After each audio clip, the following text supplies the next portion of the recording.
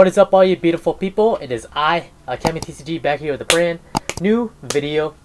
My Crusadia second video got a good amount of hits, and we hit the quotas. So, I present to you the Crusadia second deck list. And just a heads up, before I review this deck list, I am working on a going first deck list for the month of June. And I've been working insanely hard on it, just trying to figure out how to make it good going first now with Red MD, Errata, and potentially LP getting hit on the ban list. I'm just trying to figure out how to make it work going first. So it's still in the works. It's just taking a lot longer than expected because the combos are, for right now, just a little bit over my head. So let's go right into the going second deck list. There are some cards I did switch out that I used in the video.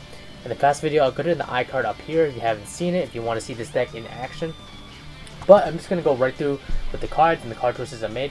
Deck list is 40 cards. Because this is the OTK deck, you want it to be as consistent as possible when going second. So you're playing two Gizmet-Kakus. Gizmet-Kaku in this deck will most likely stay a staple for multiple reasons. A lot of people are still using their extra deck, so you do want to take advantage of getting a free special summon and potentially eating their monster. I know it does target, but sometimes people don't play non-targeting extra deck monsters in the extra monster zone, so you can definitely take advantage of that. And also, summoning Magius gets you a free Kaku regardless. And last but not least, Crusadia Equimax gets a buff off of Gizmet-Kaku as well. As a heads up, this is updated post Eternity Code. We're not getting Eternity Code till June 5th. Just a quick heads up on that. We got Doggerin, the Mad Flame Kaiju. The Kaiju package is Doggerin, Gameciel, and Humongous. The reason why I'm using these three, obviously Gameciel, self-explanatory. The reason why I'm using Doggerin and Humongous instead of something like Jizukuru is because the deck runs a decent amount of light targets. And even if I run Radiant, it'd be a lot harder for this deck to play around Super Poly. The deck already has a hard time playing around Super Poly with Maximus and Equimax, both being light types but different, light attributes but different types. So just a heads up, that's the reason why I chose these specific cards. And if you're OTKing them, the damage you get from Jizukuru or Radiant tends to not make a big difference, or enough of an impact that you don't get the OTK. Gizmek Orochi, level 8. I still really like this card in the deck, even at 1. Lets you close out games, and it's also really good against certain matchups. Like, for example, Alter guys have a kind of hard time getting over this card because it keeps coming back. This card always comes back. Hand of Graveyard comes back. So that's why I like Gizmek Orochi. And there are some cards in here that have good synergy with this card. So I'll get to that as well. 2 Parallel Exceeds. This is a new card from Eternity Code. If y'all don't know what it does, is if it's special summoned by the effect of itself, Parallel Exceed, its level becomes level 4 and its attack and defense are halved. I really wish it stayed at level 8, but that'd be way too broken. If you link summon, you can special summon this card from your hand to a zone a link monster points to. So you normal summon any Crusadia card, and let's say you have Parallel Exceed in your hand, you link summon, then you can immediately special summon Parallel Exceed, which will chain block your Magius or Regulus, whatever one you please. And then it's insanely good. Then you get a free rank 4 Exceed. We got Humongous, the Stick String Kaiju. I already talked about that. And then we got 3 Maximus. Maximus is going to be forever the best card in the OTK. Doubles your damage output against monsters. If they have a monster on this side of the field, you can just choke them out really fast.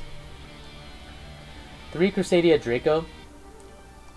Arguably the best Crusadia card in general because it lets you recur a Crusadia card. It doesn't say Crusadia monster, it says Crusadia card. So if you recurred your power, or you used up your Crusadia power last turn, you can actually use Crusadia Draco to grab back your power. If they pop your revival and you need it for some reason, then you can use Draco, grab revival back. So it's very flexible, and they honestly should have made more Crusadia cards similar to this. We definitely need some new Crusadia port. Konami, please. Please, if you're watching this video, please. Alright, Danger Tsuchinoko. So the Danger package I'm running is Tsuchinoko and I believe Jackalope. Here's the reason for this. Tsuchinoko is a free special summon regardless of what happens. And Jackalope is also a free special summon no matter what happens as well. Unless you somehow have both of these in hand, and then you activate Jackalope and they hit your Jackalope. But it's seldom going to happen. It's almost like Garnet. So that's why you get the free special summon. I couldn't bear to play Mothman just because there's a chance you can discard something. Or when you resolve Mothman's effect, you might not want to discard an extra card in your hand. So that's something to keep in mind. I feel like this other card is better than this package, but it does let you draw a card, so you can continue to extend your plays. But this still is a work in progress. 3 Leonis. I'm going to play each of the Crusadias at 3, and the reason for that is you just want to get Magius out on the field ASAP. There are still, believe it or not, hands with this deck shuffled that you do not get a Crusadia monster in hand or a 4-month skipper, which we'll get into. So this deck can still potentially break. You can literally just open your hand with like all of these in your hand. Is it possible? Yes. Is it likely? No. 3 Arborea. This gives it protection. If y'all don't know what Crusadia Arborea does. Too bad it's only once per turn though. And the Jackalope, we talked about that. 3 Reclusia. Again, it's a Crusadia card. Lets you pop one of your cards, pop one of your opponent's cards.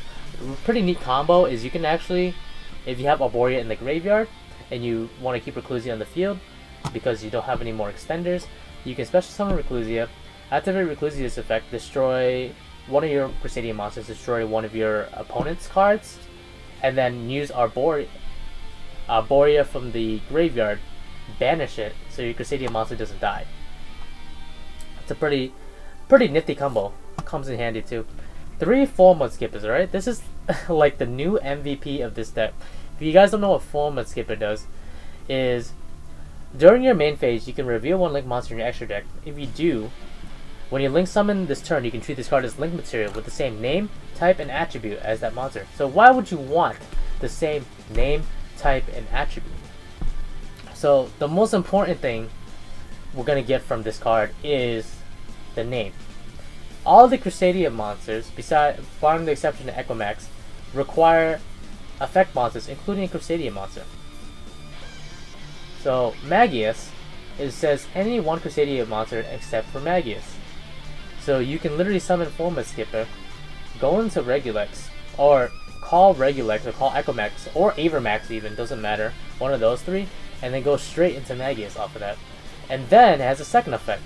When it hits the graveyard as link material, so you're going to link it off, you can add 1 level 5 or higher Cyberus monster from deck to your hand.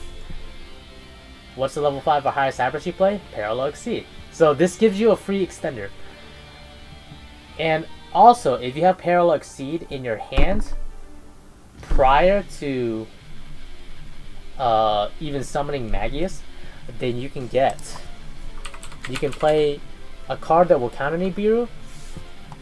You can play Trap Tricks or Aphasia and go into Gravedigger's Trap Hole.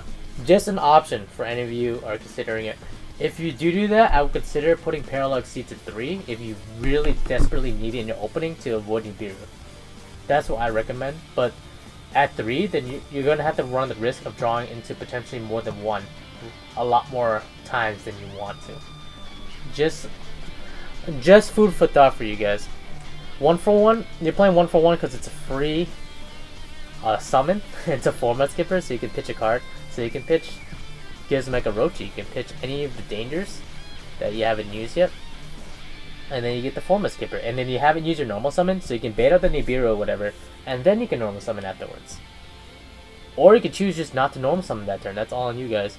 1 mind control, this card is still extremely good, even though it's at 1. I think at 3 it was one of the craziest cards. You just mind control the Borload, or you mind control the Boral Sword, you mind control the Appaloosa. It's so good that this card can single-handedly break boards if played properly. 1 pot of Avarice. You're gonna use your resources quickly, so you're just gonna shuffle them back to your deck, draw 2 cards. If you're drawing into 6, most of the time this won't be brick in hand. If you go off with the full Crusadia combo, you should have at least 5 cards in the graveyard. Monster Reborn, same reason. You want to bounce cards from the graveyard back onto the field. If you pitch them off a 1 for 1, for example, then you can reborn them after, just in case you need them. 2 Kaiju Slumbers just to nuke the board, and also if you somehow survive, then you can banish it and grab one of your Kaijus from your deck to your hand. 3 Twin Twisters. These were initially Lightning Storms. Clearly, well, obviously Lightning Storm is better, but this is definitely a much more affordable substitute, because back row is the killer of this deck. Absolutely killer. It's so hard to play around back row, and Twin Twisters is your out. And also you can pitch Gizmek with it, or a Danger with it, so you have 3 good targets to pitch, or Borea even. You pick your poison there. 2 Crusadia Power to protect your Crusadia monsters, and 1 Crusadia Revival. Let's go right into the extra deck. 2 Magius, 1 Lingaribo, just in case they do something nuts to your Formal Skipper, like in Perm or Valor. You can still go off into Lingaribo. Otherwise, you would normal summon Formal Skipper pass if they have a negate for it. So this kind of has to be there. You can play Lingaribo as well, but I feel that Lingaribo has slightly more utility. 1 Link Spider, just in case you get Nibiru'd. 1 Spada, sometimes you get to move cards, you get the OTK, set up the board right. 2 Regulex to grab your power and revivals, and also climb up to 3. 1 Nightmare Phoenix, again to pop back row, and also potentially fetch you a card if needed. 2 Crusadia Equimax, because this is a 1-punch deck. You're gonna 1-punch so fast in this deck, it's ridiculous. 1 Nightmare Uniform. 1 Access Code Talker. I really like this card in this deck just because it just needs 2+ effect monsters, which is super easy for this deck to pull off. If you're going second and you have Access Code Talker and Zugaris, it's pretty much free money. And then 1 Crusadia Equimax. This card is MVP. You're gonna win a lot of games with this card as well. Gets over everything. 1 Abyss Dweller. Arguably the best rank 4 to date, just because so many decks revolve around resolving cards in the graveyard. Lastly, but not least, Zugaris the Timeless. You want to double your monster's attack ASAP, and with Parallel Exceed, it's so easy to go into these. I really wish I could put in more rank 4s in this deck, but obviously this deck has a lot of room for improvement and a lot of room for innovation. So anyways, I'll be still working on the Crusadia first build. It's going to be nuts. I'm thinking of so many different combos that can pop off with this deck. And that's really it for this video. I'm AkemiTCG. Hope you all enjoyed this video. I'll see you guys in the next one. Bye guys. The world ends now.